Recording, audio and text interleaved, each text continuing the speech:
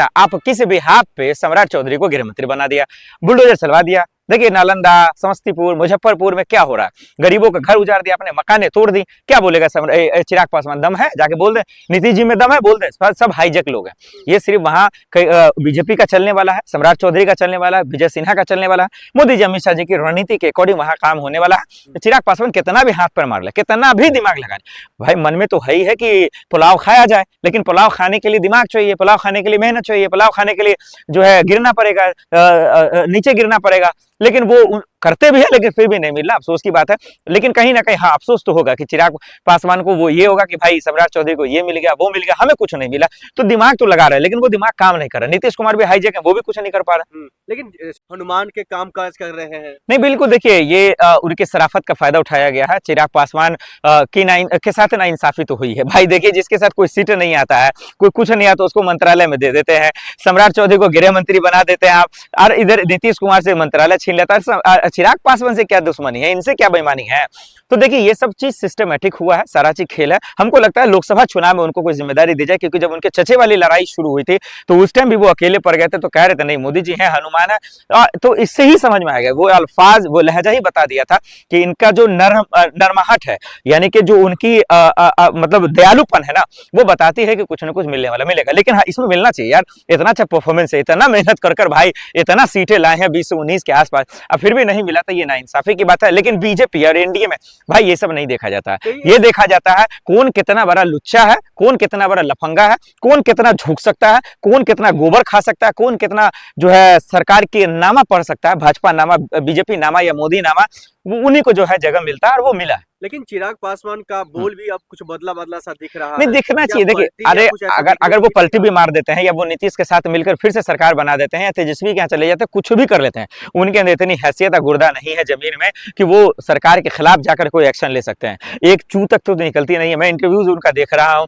बच्चे जब पिटाई खाते तब तो वो बोल नहीं पाते हैं, दिन दहाड़े मर्डर होता तब तो वो बोल नहीं पाते। ये लोग क्या बोलेंगे भाई? ये सत्ता की मलाई खाने वाले लोग हैं, इनको पता है मोदी जी जितना दे देंगे ठीक है। नहीं तो अभी सोचिए ना, आप किस बिहाफ पे सम्राट चौधरी को गृह मंत्री बना दिया, बुलडोजर चलवा दिया। देखिए नालंदा, समस्तीपुर, मुजफ्फरपुर में क्या हो रहा है, गरीबों का घर उजाड़ दिया, अपने मकानें तोड़ दी। क्या बोलेगा चिराग पासवान? दम है? जाके बोल दे। नीतीश जी में दम है? बोल दे। सब हाईजेक लोग हैं।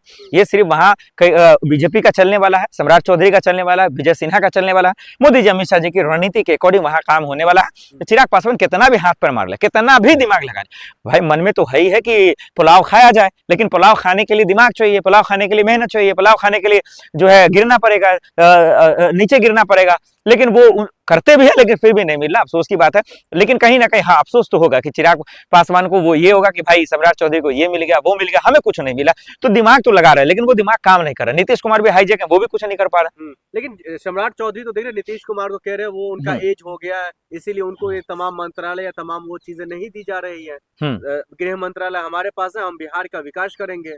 नहीं कह रहे हैं तो भाई करके भी तो दिखाओ ना, क्या दिक्कत है? आप कहे तो सब लोग रहे, हम लोग भी कह रहे थे भाई जयीफ हो गए, अब बुजुर्ग भी हो गए, अब चलिए सेहत उनका साथ नहीं दे रहा है, अब जो है दिक्कत उनके साथ हो रही है, तो बीजेपी उसी का फायदा उठा रही है। तो सब जब बीजेपी ही लेगी तो फिर ये चिराग पासवान क्या करेंगे? क्या खाली विधायकों को जोर कर साथ देंगे? तो उस बिहाफ पर अगर देखा जाए तो बहुत कुछ सबको मिलना चाहिए। देखिए यहाँ पे बीजेपी जेडीयू के साथ नाइंसाफी नहीं कर रही है, चिराग के पास साथ नाइंसाफी नहीं कर रही है, बिहार की जनता के साथ नाइंसाफी कर रही है। वो नाइंसाफी है उनके हक का और हुकूक का, क्योंकि आप जब 10,000 देकर वोट लेंगे ही तो फिर आप नौकरी क्यों देंगे, महंगाई कम क्यों करेंगे, कानून व्यवस्था बेहतर क्यों करेंगे, अस्पताल के हालात ठीक क्यों करेंगे? जनता भी मूर्ख है, वो यही चीज करना ही चाहती है, वो तमाशा देख रही है। अब घर टूट रहा है, आंसू आपके बह रहे, कोई देखने वाला है, कोई पूछने वाला है? चिराग पासवान नीतीश जी क्यों नहीं चले जाते? कहते एक हुक्म, अरे बुलडोजर चलाकर, अरे भाई अवैध और अतिक्रमण का नाम सुन सुनकर तो थक गया इंसान। ये तो दिल्ली धमाका हो जाएगा, पहलगाम धमाका हो जाएगा, ये तमाम धमाका हो जाएगा, मुसलमानों के नाम पर सरकार को बचा लिया जाएगा। ये खेल अब भाई पुराना हो चुका है, हिंदू मुसलमान के नाम पर ये तो बच ही जाते हैं। तो ये कोई बड़ी चीज नहीं है, ये सरकार की रणनीति, इनका प्लान तो लोग जानता ही है, पूरा हिंदुस्तान जान रहा। तो ये मूर्खगिरी नहीं होगा। मुझे नहीं लगता कि खास करके नीतीश जी और चिराग पासवान में इतना दम है कि कुछ खेल कर सकते हैं और वो अपने हक के लिए लड़ाई लड़ सकते हैं, मुझे नहीं लगता।